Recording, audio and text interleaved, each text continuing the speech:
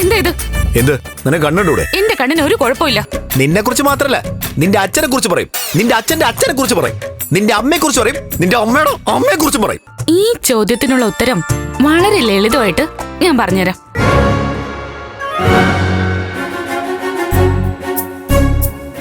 കരിമീഴ് കുരുവിയെ കണ്ടീല, നെഞ്ചിനി മണിച്ചിലം പോലെ കേട്ടീല, നീ പണ്ടേ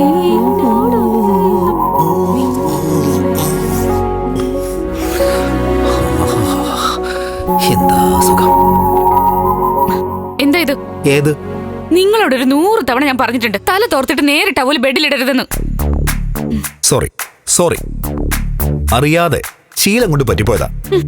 ഇറ്റ്സ് ഓക്കെ. ഇത് കടിക്കൂ. ഇനി ടവല് പുറത്തിട്ടില്ലെന്നുള്ള പ്രശ്നം വേണ്ട.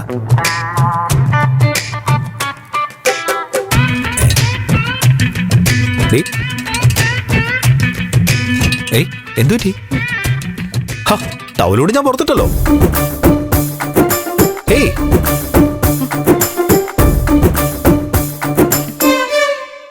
ഇത്ര പെട്ടെന്ന് വേണ്ടായിരുന്നു.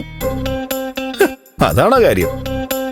ഞാൻ പോയി ടവൽ എടുത്തോണ്ട് വരാം. വീണ്ടും ഒന്നുകൂടി റിപ്പീറ്റ് ചെയ്യാം. ഓക്കെ? അവിടെ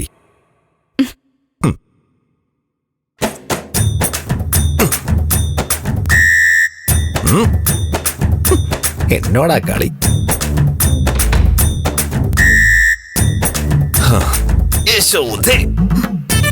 എന്താ ഇത്?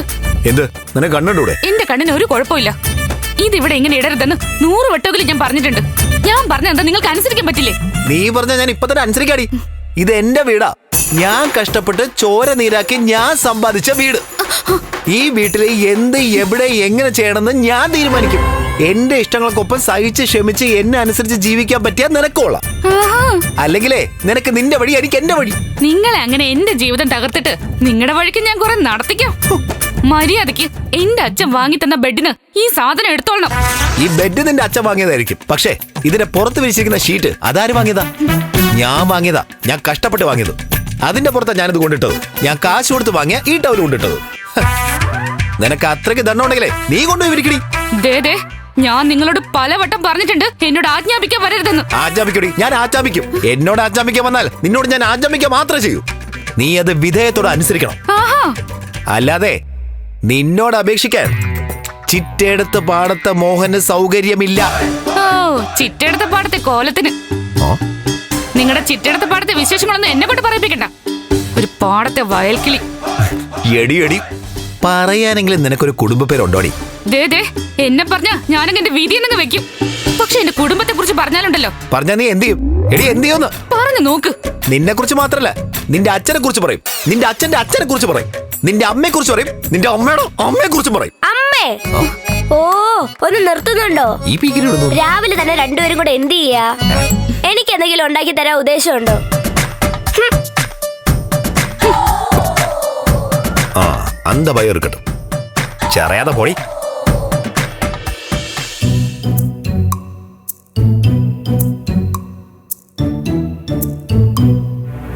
എടി ഒരു ദോശ കൂടി.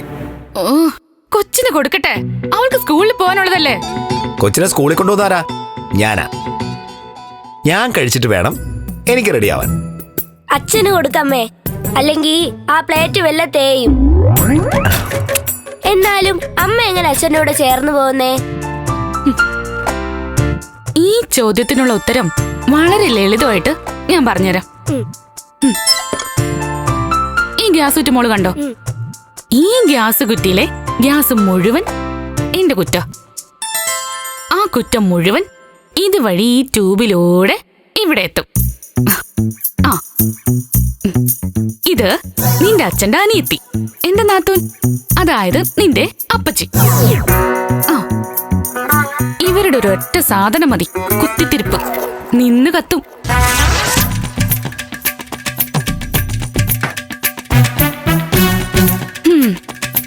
ഈ കത്തുന്ന തീയില്ലേ, അതെന്താന്ന് മോൾക്കറിയോ? അതാണ് മോളുടെ അച്ഛമ്മ. ആവശ്യത്തിന് കൂട്ടാം, കുറയ്ക്കാം. ഈ കത്തിക്കൊണ്ടിരിക്കുന്ന തീയിലേക്ക് ഇതാണ് നമ്മുടെ വീട്. അതിങ്ങനെ വെക്കും. മോളെ ഞാൻ. പൂ പോലെ എത്ര മൃദുല. തൂവെള്ള പോലെ ഇരിക്കുന്ന എന്നെ ചുട്ടുപഴുത്ത നമ്മുടെ വീടായ ദോശക്കല്ലിലേക്ക് ഇങ്ങനെ ഒഴിക്കും.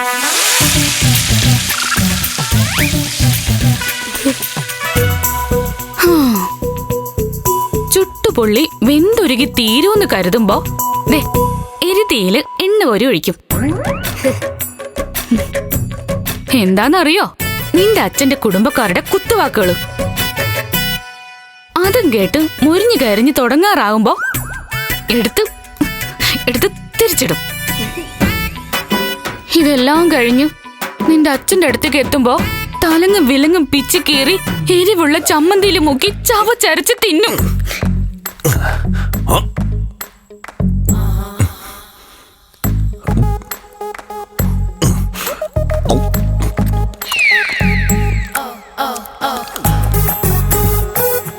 അച്ഛ കഴിച്ചത് മതി, ഇപ്പൊ തന്നെ ലേറ്റായി. നിർത്തി മോളെ നിർത്തി. എന്തൊക്കെ ത്യാഗങ്ങളാ ഞാൻ ഒരു ദിവസം ചെയ്തു കൂട്ടുന്നത്. പെട്ടെന്ന് വാ അച്ഛാ.